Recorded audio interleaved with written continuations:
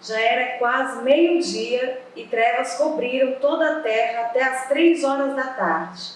O sol deixara de brilhar e o véu do santuário rasgou-se ao meio. Jesus bradou em alta voz: Pai, nas tuas mãos entrego o meu espírito. Tendo dito isso, expirou. O centurião, vendo o que havia acontecido, louvou a Deus, dizendo: Certamente este homem era justo. E todo o povo que se havia juntado para presenciar o que estava acontecendo, ao ver isso, começou a bater no peito e a afastar-se. Mas todos os que o conheciam, inclusive as mulheres que o haviam seguido desde a Galileia, ficaram de longe observando essas coisas. Havia um homem chamado José, membro do conselho, homem bom e justo, que não tinha consentido na decisão e no procedimento dos outros. Ele era da cidade de Arimateia, na Judéia, e esperava o reino de Deus. Dirigindo-se a Pilatos, pediu o corpo de Jesus. Então desceu, envolveu-o num lençol de linho e o colocou num sepulcro cavado na rocha, no qual ninguém fora colocado. Era o dia da preparação e estava para começar o sábado. As mulheres que haviam acompanhado Jesus desde a Galileia seguiram José e viram o sepulcro e como o corpo de Jesus fora colocado nele. Em seguida, foram para casa e prepararam perfumes e especiarias aromáticas, e descansaram no sábado, em obediência ao mandamento.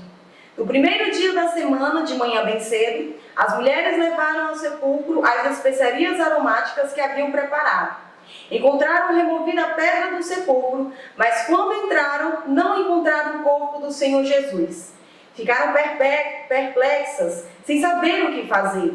De repente, 2 homens com roupas que brilhavam como a luz do sol colocaram-se ao lado delas. Amedrontadas, as mulheres baixaram o rosto para o chão e os homens lhe disseram: Por que vocês estão procurando entre os mortos aquele que vive?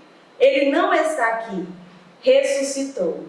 Paz a todos que estão ouvindo a palavra do Senhor neste momento. Agradeço a Deus por mais uma rica oportunidade de estar ministrando esta aula. Quero convidar a todos neste momento para estarmos fazendo uma oração, para que o Senhor possa nos instruir. Pai amado, Pai querido, em nome de Jesus Cristo, Senhor, te agradeço por mais uma oportunidade. Obrigada, meu Deus, pelas tuas misericórdias que se renovam a cada manhã, por todas as bondades que o Senhor tem feito na minha vida, Pai amado, e de todos nós. Ó Deus Santo, perdoa as nossas fraquezas, as nossas falhas, tudo que temos feito de errado, meu Deus, que não seja um atrapalho para o nosso aprendizado, Pai, mas nos direciona no caminho da verdade, da sabedoria e do conhecimento.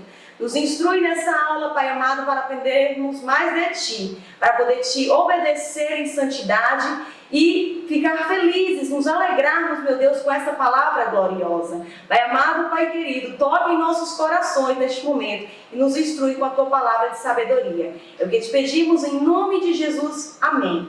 E na lição de hoje dos adolescentes, estaremos estudando a lição 7. Na lição passada nós estudamos a crucificação de Jesus, mas na lição 7, para a nossa alegria, vamos estudar a ressurreição de Jesus. E nos diz assim o versículo-chave: E depois, imediatamente dizei aos seus discípulos que já ressuscitou dos mortos. E eis que ele vai adiante de vós para a Galileia, ali o vereis. Eis que eu vos tenho dito. Mateus capítulo 28, versículo 7. A leitura bíblica se encontra no livro de Lucas, do capítulo 24, do versículo 36 ao 43, e nos diz assim: E falando ele dessas coisas, o mesmo Jesus se apresentou no meio deles e disse-lhes: Pai seja convosco. E eles, espantados e atemorizados, pensavam que viam algum espírito. E ele lhes disse: Por que estáis perturbados? E por que sobem tais pensamentos ao vosso coração?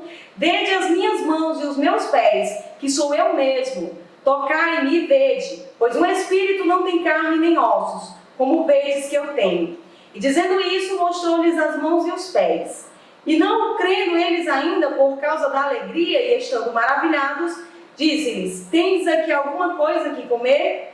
Então eles apresentaram-lhe parte de um peixe assado e um favo de mel, o que ele tomou e comeu diante deles. A introdução nos diz o seguinte: por que a ressurreição de Cristo é tão central para o cristianismo? uma boa pergunta. O apóstolo Paulo chega a afirmar que a nossa fé seria vã se Jesus não tivesse ressuscitado dos mortos. O Mestre amado não apenas morreu em nosso lugar, nos habilitando ao perdão e a sermos chamados filhos de Deus, mas também venceu a morte, ressuscitando ao terceiro dia. A temática da ressurreição é o tema desta lição, que nos desafia a aceitarmos a tão bela verdade e a anunciá-la a todo mundo. É bem verdade que o cristianismo não é a única religião existente. Existem diversas religiões com diversos chefes, pessoas que instruíram a palavra. Mas todos eles morreram e todos eles se encontram no sepulcro e os seus restos mortais. Mas Jesus Cristo não. Ele é o único que morreu, mas não permaneceu. Ele ressuscitou ao terceiro dia para que possamos ter vida com o Senhor. Na verdade, o salário do pecado é a morte, mas o Senhor Jesus pagou. O Senhor Jesus nos livrou deste inimigo mortal. Pela sua morte e ressurreição, nós temos vida. Não precisamos mais nos preocupar com a morte. Mas crendo em Jesus, nós temos certeza que ainda que o nosso corpo venha perecer, naquele dia seremos ressuscitados, restituídos e viveremos na eternidade.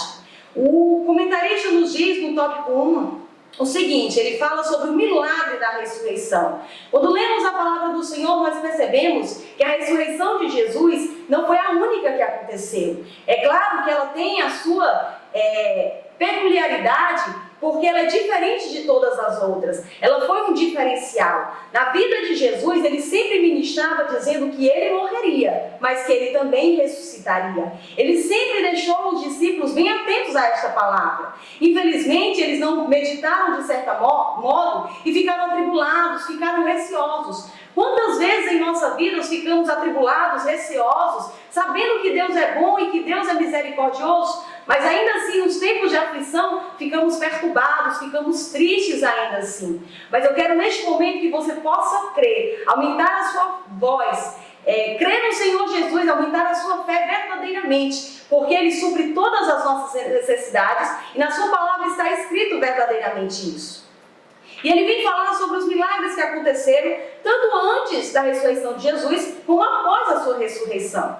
Ele vem comentar que aconteceu a ressurreição do filho da viúva em 1 Reis, o filho da sunamita em 2 Reis, e o homem que foi encostado nos ossos de Eliseu em 2 Reis. Aí vem falar também sobre o filho de uma viúva, da filha de Jairo e de Lázaro, por meio de Jesus. E após a ressurreição de Jesus, ainda teve a ressurreição de Tabita e de Êxodo. Mas no caso de Jesus, nós sabemos que ele profetizou sobre isso. E nesses outros casos não. Não sabíamos que haveria ressurreição. Mas ainda assim o Senhor concedeu este milagre. Todos estes que foram ressuscitados, infelizmente eles voltaram a morrer novamente. Mas nós cremos que eles vivem com o Senhor. Mas Jesus não. Ele morreu uma vez e ressuscitou apenas uma vez. E está vivo eternamente para a honra e glória. O segundo tópico que ele vem nos dizer são as testemunhas da ressurreição. Ele vem nos falar sobre as pessoas que viram Jesus após ele ressuscitar. Ele fala sobre a primeira, que foi Maria Madalena, depois pelas mulheres de manhã, pelos discípulos no caminho de Emaús, por Pedro e pelos 11 apóstolos. E ainda nos dias seguintes, outras muitas pessoas viram Jesus após ser ressuscitado. Então não é simplesmente uma historinha. Houve pessoas, houve testemunhas da ressurreição de Cristo. Não só os discípulos íntimos do Senhor, mas muitos outros viram Jesus. Jesus ainda após a sua ressurreição, ficou na terra por 40 dias, até a sua ascensão. E essa verdade é maravilhosa para as nossas vidas, nos alegra o coração, porque estamos crendo na verdade e não simplesmente numa história fantasiosa. O terceiro tópico ele fala, mas qual o significado da ressurreição de Cristo? Como eu comentei, a morte, ou melhor, o preço, o salário do pecado é a morte. Nós estávamos condenados à morte, porque o pecado entrou no mundo por meio de Adão e Eva. E todos os seus descendentes herdariam este preço a pagar. Todos nós estávamos destituídos da glória do Senhor, destituídos da presença do Pai, por causa dos nossos pecados, por causa de nossas falhas. E não havia o que fazermos para conseguir nos reconciliar com o Senhor. Não tinha como conseguir dessa forma essa reconciliação com o nosso próprio mérito. Até hoje, mesmo com nossas obras, não conseguiríamos tal ato. Mas só Jesus, o Filho de Deus, é que poderia, porque ele não houve pecado nele, não houve nas suas ações nada de errado, ele foi perfeito, justo, podendo ter autoridade de julgamento, mas assim não fez, podendo julgar nossa vida, nosso pecado, mas não o fez dessa forma. Pelo contrário, ele foi diferente. Ele ofereceu amor, misericórdia, compaixão de nós. E por isso estamos alegres, porque ele cumpriu verdadeiramente aquilo que só ele poderia fazer, a reconciliação entre nós e o nosso Pai que está nos céus, o nosso Deus que está nos céus. Através da sua morte e ressurreição, Jesus restituiu o que era para ter acontecido desde a criação do mundo. Eu gostaria de ler uma outra passagem, Lucas capítulo 24 ainda, a continuação da leitura bíblica, que nos diz o seguinte: e disse-lhes: foi isso que eu lhes falei enquanto ainda estava com vocês. Era necessário que se cumprisse tudo que a meu respeito está escrito na lei de Moisés, nos profetas e nos salmos. Então lhes abriu o entendimento para que pudessem compreender as Escrituras. E lhes disse: está escrito que o Cristo haveria de sofrer e ressuscitar dos mortos no terceiro dia, e que em seu nome seria pregado o arrependimento para perdão de pecados a todas as nações, começando por Jerusalém. Vocês são testemunhas destas coisas. Eu lhes envio a promessa de meu Pai, mas fiquem na cidade até serem revestidos do poder do alto. Tendo-os levado até as proximidades de Betânia, Jesus ergueu as mãos e os abençoou. Estando ainda a abençoá-los, ele os deixou e foi elevado ao céu. Então eles o adoraram e voltaram para Jerusalém com grande alegria e permaneciam constantemente no templo, louvando a Deus. O Senhor Jesus foi ao céu, mas ele prometeu que voltaria. Ele disse que voltaria para buscar a sua igreja. E para isso temos que estar postos, atentos, confiantes na vinda do nosso Senhor. Assim como ele foi elevado ao céu, assim ele voltará para buscar uma igreja santa, remida, separada, lavada no sangue do Cordeiro. No terceiro tópico ele vem dizer que nós temos dois convites. O primeiro grande convite, é claro, é aceitar Jesus como um único e suficiente Salvador.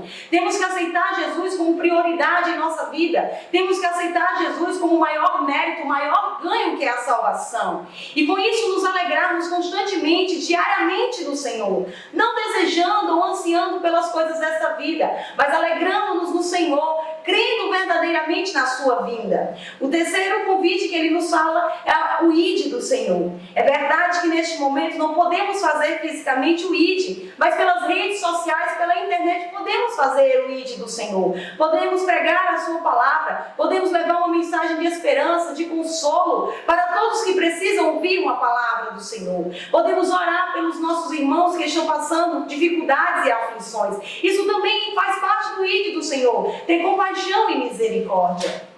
E para concluir, ele nos diz o seguinte: a vitória de Jesus sobre a morte nos permite ter fé, esperança, salvação, paz e felicidade.